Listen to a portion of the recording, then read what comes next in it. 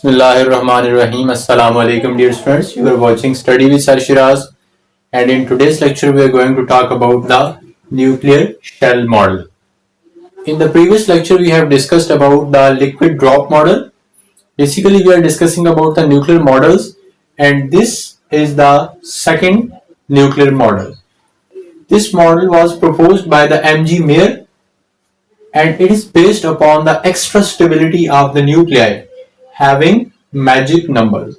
So basically, the nuclear shell model deals with the specific type of the nuclei that are having nucleons equal to magic numbers, and this model is proposed to rectify the errors and the demerits of the liquid drop model.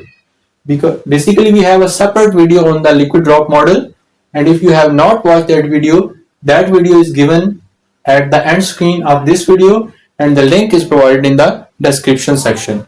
So you can watch that video in order to get the idea of the liquid drop model.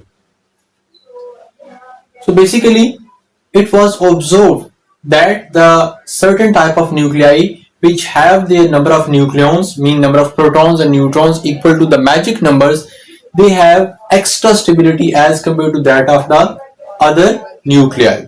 So this model specifically explains the extra stability of the nucleons with magic numbers.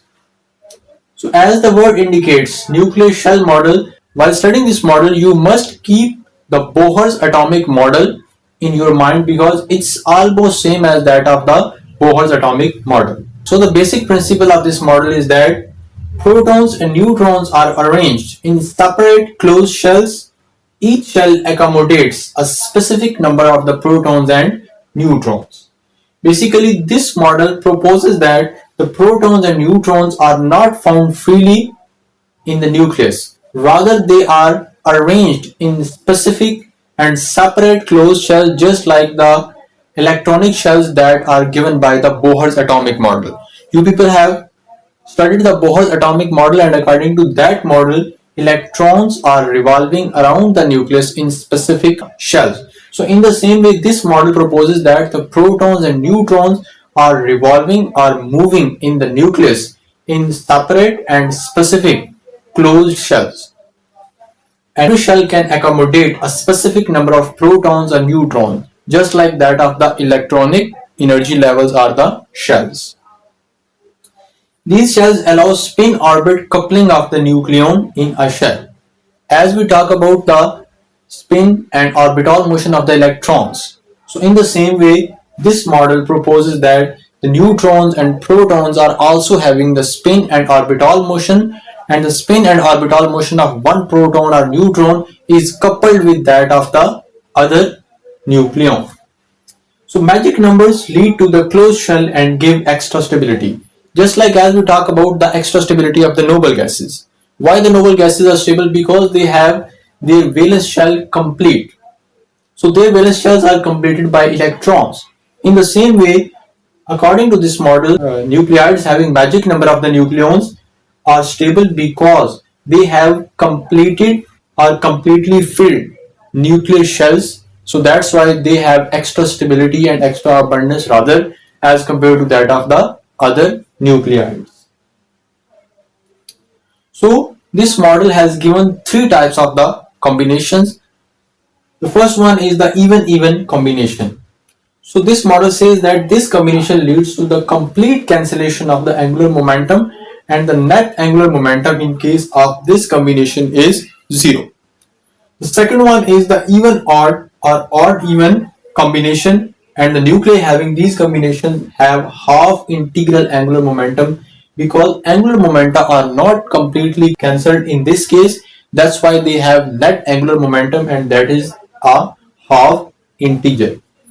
The third one is the odd-odd combination have integral angular momentum.